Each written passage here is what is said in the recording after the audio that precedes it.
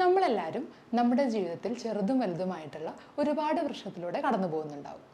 ആ സമയത്തൊക്കെ പലപ്പോഴായിട്ടും നമുക്ക് തോന്നിയിട്ടുള്ള ഒരു കാര്യമാണ് നമ്മളൊരു സൈക്കോളജിസ്റ്റിനെ കാണിച്ചാലോ അല്ലെങ്കിൽ ഒരു കൗൺസിലറെ പോയി കണ്ടാലോ ഒരു കൗൺസിലിംഗ് എടുത്താലോ എന്നൊക്കെ.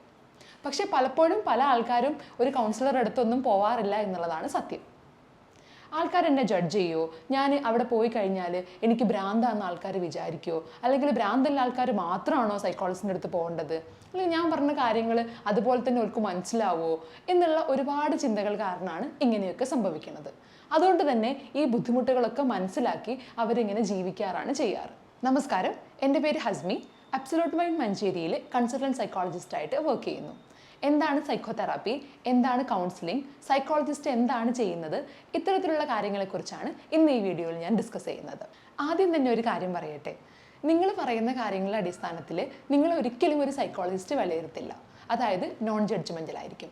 നിങ്ങൾ എന്ത് കാര്യം പറഞ്ഞാലും ആ ഒരു സെൻസിൽ തന്നെയാണ് നമ്മൾ അതിനെ മനസ്സിലാക്കാൻ ശ്രമിക്കുന്നത്.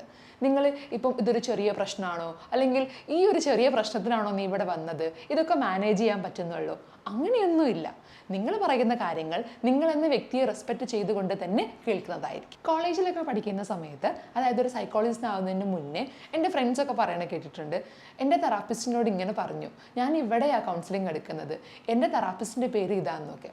അപ്പോഴൊക്കെ പലപ്പോഴും ഞാനും ചിന്തിച്ചിട്ടുണ്ട്, എന്താ ഈ കൗൺസിലിംഗ്, അല്ലെങ്കിൽ എന്താ ഈ തെറാപ്പിസ്റ്റ്, ഇത് രണ്ടും ഒന്നാണോ, അല്ലെങ്കിൽ സൈക്യാട്രിസ്റ്റിനെ ആണോ സൈക്കോളജിസ്റ്റ് ആണോ, ഇവർ തമ്മിലൊക്കെ എന്തെങ്കിലും ഡിഫറൻസ് ഉണ്ടോ എന്നൊക്കെ അല്ലേ, നിങ്ങൾക്ക് തോന്നിയിട്ടില്ലേ? അതുപോലെ തന്നെ പല ആൾക്കാരും വിചാരിച്ചിട്ടുണ്ട് തെറാപ്പി എന്ന് പറയുമ്പോൾ എന്താണ്, ഈ കയ്യിലും കാലിലൊക്കെ എക്സസൈസ് ചെയ്യുന്നതാണോ, ഫിസിയോതെറാപ്പി ആണോ എന്നൊക്കെ. സോ സൈക്കോതെറാപ്പിയും കൗൺസിലിങ്ങും തമ്മിൽ നല്ല ഡിഫറൻസ് ഉണ്ട്. നമുക്ക് എന്താണെന്ന് നോക്കാം. നിങ്ങൾ എന്തെങ്കിലും ഒരു മാനസികപരമായിട്ടുള്ള ബുദ്ധിമുട്ടുകളിലൂടെ കടന്നു പോവുകയാണെങ്കിൽ നിങ്ങൾ ആദ്യം കാണിക്കേണ്ടത് ഒരു സൈക്കോളജിസ്റ്റിനെയാണ്. സൈക്കോളജിസ്റ്റ് കൗൺസിലിങ്ങും ചെയ്യും, അതുപോലെ തന്നെ സൈക്കോതെറാപ്പിയും ചെയ്യും. സോ കൗൺസിലിംഗ് എന്ന് പറഞ്ഞു കഴിഞ്ഞാൽ നമ്മുടെ എവറിഡേ ലൈഫിലുണ്ടാകുന്ന ഒരുപാട് പ്രശ്നങ്ങളുണ്ടല്ലോ. നമുക്ക് ഒരുപാട് സ്ട്രെസ്സുകളും ടെൻഷനും കാര്യങ്ങളൊക്കെ ഉണ്ടാവും.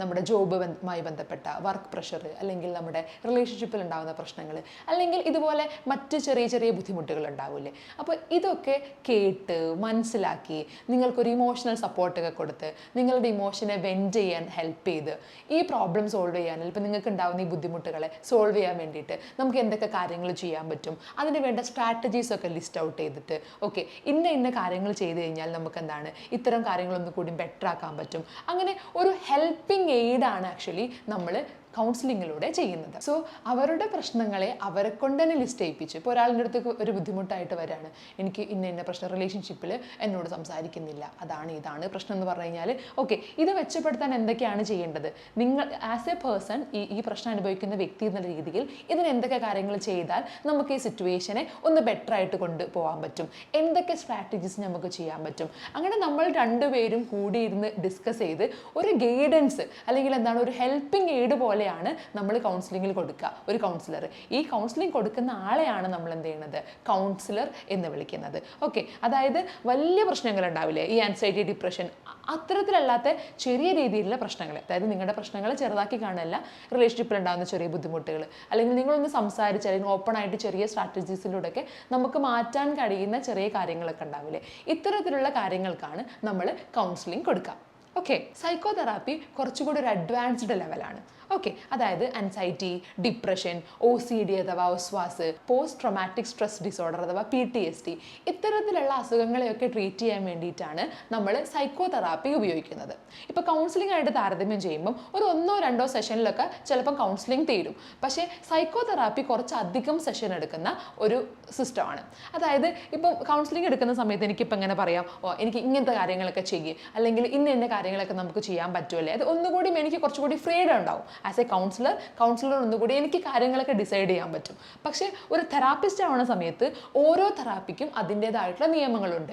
ഇത്ര സെഷൻസ് എടുക്കണം, ഇത്ര സെഷൻസ് എടുത്താലാണ് ഇതിന് ഇത്ര റിസൾട്ട് ഉണ്ടാവുള്ളൂ, നിങ്ങൾ ഈ സ്റ്റെപ്പിലൂടെയൊക്കെ തന്നെ പോകണം, അങ്ങനെയൊക്കെ. അതായത് ആദ്യത്തെ 1-2 സെഷനിൽ നമ്മളെന്താണ് തെറാപ്യൂട്ടിക് റിലേഷൻഷിപ്പ് എന്ന് പറയും. അതായത് ഞാനും എൻ്റെ മുമ്പിലിരിക്കുന്ന ക്ലയൻറ്റും തമ്മിലുള്ള റിലേഷൻഷിപ്പ്, നമ്മൾ തമ്മിലുള്ള ബന്ധം നല്ല രീതിയിലായെങ്കിലേ തെറാപ്പി മുന്നോട്ട് പോവുള്ളൂ. ഓക്കെ, സോ ചിലപ്പോൾ അതിൽ വർക്കൗട്ട് ചെയ്യാൻ വേണ്ടി മാത്രമായിരിക്കും ആദ്യത്തെ 2 സെഷൻ നമ്മൾ ഉപയോഗിക്കുന്നത്.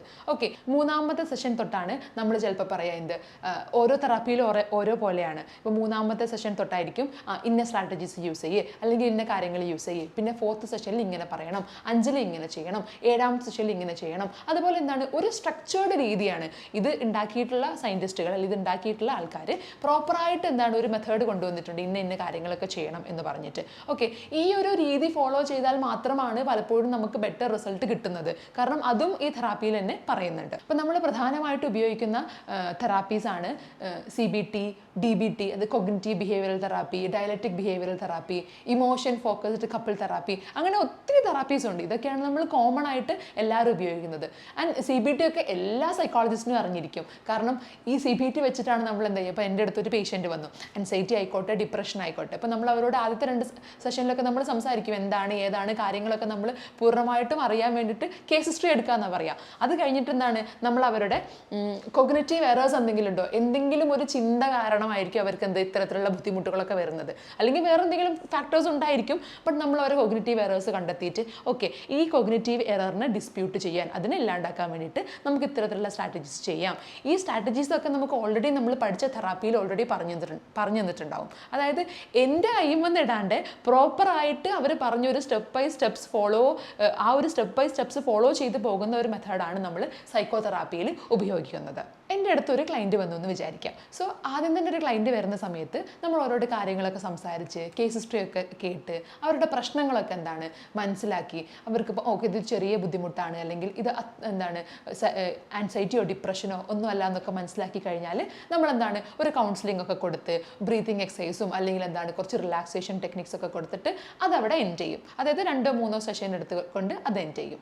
ഇനി അല്ല ആൻസൈറ്റി ആണ്, ഡിപ്രഷൻ ആണ്, അല്ലെങ്കിൽ കുറച്ചുകൂടിയും ഡീപ്പ് റൂട്ടഡ് ആയിട്ടുള്ള ഒരു ബുദ്ധിമുട്ടാണ് എന്നുണ്ടെങ്കിൽ നമ്മൾ 1-2 സെഷനിലൊക്കെ ഇങ്ങനെ കഴിഞ്ഞ് പിന്നെ നമ്മൾ തെറാപ്പി സ്റ്റാർട്ട് ചെയ്യും. ഓക്കെ, തെറാപ്പി സ്റ്റാർട്ട് ചെയ്യുമ്പോൾ ഞാൻ പറഞ്ഞു ഒരുപാട് ടെക്നിക്സും കാര്യങ്ങളൊക്കെ ഉള്ള ശരിക്കും ഒരു സ്ട്രക്ചേർഡ് ഫോമാറ്റ് ആണ് നമ്മുടെ ഓരോ സൈക്കോ തെറാപ്പിയും. ഇപ്പം എൻ്റെ അടുത്ത് വന്നിട്ടുള്ള ഒരു ക്ലയൻറ്റിന് OCD ആണെന്ന് വിചാരിക്കുക, ഒസ്വാസ്. സോ നമ്മൾ ആദ്യം പ്രോപ്പറായിട്ട് കാര്യങ്ങളൊക്കെ മനസ്സിലാക്കി അതിന് നമ്മൾ കൊടുക്കുന്ന ഒരു കൗൺസിലിംഗ് കൊണ്ട് മാത്രം OCD മാറില്ല.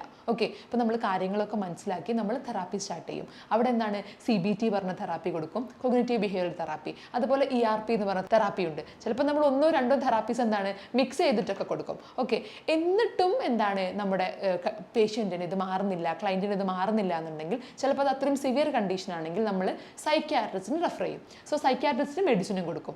സോ പല സാഹചര്യത്തിലും, അതായത് നിങ്ങളതൊരു ഭയങ്കര സിവിയർ കണ്ടീഷൻ ആണെന്നുണ്ടെങ്കിൽ നമുക്ക് മെഡിസിനും കൗൺസിലിങ്ങും സൈക്കോ തെറാപ്പിയും ഇതെല്ലാം ഇൻകോപ്പറേറ്റ് ചെയ്തുകൊണ്ട് നിങ്ങളുടെ ആ ഒരു ബുദ്ധിമുട്ടിനെ നമുക്ക് മാനേജബിൾ ആക്കാൻ സാധിക്കും. സോ കൃത്യമായിട്ടുള്ള പഠനങ്ങളുടെ അടിസ്ഥാനത്തിൽ, ഒരുപാട് റിസർച്ചുകളുടെ അടിസ്ഥാനത്തിൽ ഇത്തരത്തിലുള്ള സ്റ്റെപ്സിലൂടെ കടന്നു പോകണം എന്നൊക്കെ പറഞ്ഞുകൊണ്ട് ഒരു സ്ട്രക്ചേർഡ് ഫോർമാറ്റ് ആണ് തെറാപ്പി, സൈക്കോ തെറാപ്പി എന്ന് പറയുന്നത്. കൗൺസിലിംഗ് അങ്ങനെയല്ല. അതായത് എനിക്ക് എൻ്റെ കയ്യിൽ നിന്ന് കുറച്ചൊക്കെ ഇട്ടിട്ടൊക്കെ പറയാൻ പറ്റിയ കാര്യങ്ങളാണ് എൻ്റെ എക്സ്പീരിയൻസ് നിന്ന്, അല്ലെങ്കിൽ നമുക്കുണ്ടാകുന്ന, അല്ലെങ്കിൽ ഇന്ന പ്രശ്നങ്ങൾ നമുക്ക് ഇങ്ങനെ ചെയ്തുകൂടെ, അല്ലെങ്കിൽ നമ്മുടെ സ്ട്രാറ്റജീസ് ഇങ്ങനെയൊക്കെ ചെയ്തുകൂടെ, അങ്ങനെയൊക്കെ പറയാൻ പറ്റും കൗൺസിലിംഗിൽ. ഓക്കെ, സോ കൗൺസിലിംഗ് എന്ന് പറയുന്നത് പലപ്പോഴും ചെറിയ രീതിയിലുള്ള ബുദ്ധിമുട്ടുകൾക്കാണ്. പക്ഷേ തെറാപ്പി എന്ന് പറയുമ്പോൾ ഭയങ്കര ഡീപ്പ് റൂട്ടായിട്ടുള്ള പ്രശ്നങ്ങൾക്കാണ് തെറാപ്പി യൂസ് ചെയ്യുന്നത്.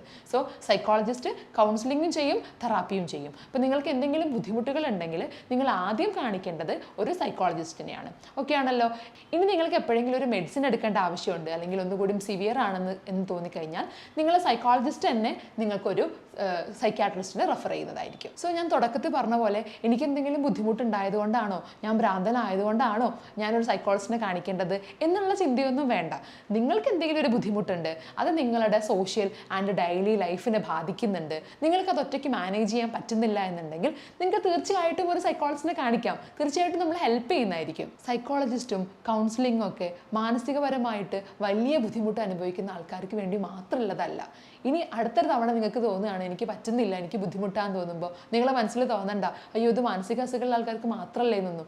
നിങ്ങളൊരു സ്റ്റെപ്പിൽ ഇങ്ങനെ കുടുങ്ങി കിടക്കുകയാണ്, നിങ്ങൾക്ക് പറ്റുന്നില്ല, എന്താ ചെയ്യേണ്ടതെന്ന് തോന്നുന്നില്ല, അല്ലെങ്കിൽ നിങ്ങൾ ഭയങ്കര ബുദ്ധിമുട്ടാണെന്നുണ്ടെങ്കിൽ നിങ്ങൾക്ക് തീർച്ചയായിട്ടും ഒരു സൈക്കോളജിസ്റ്റിൻ്റെ ഹെൽപ്പ് എടുക്കാം.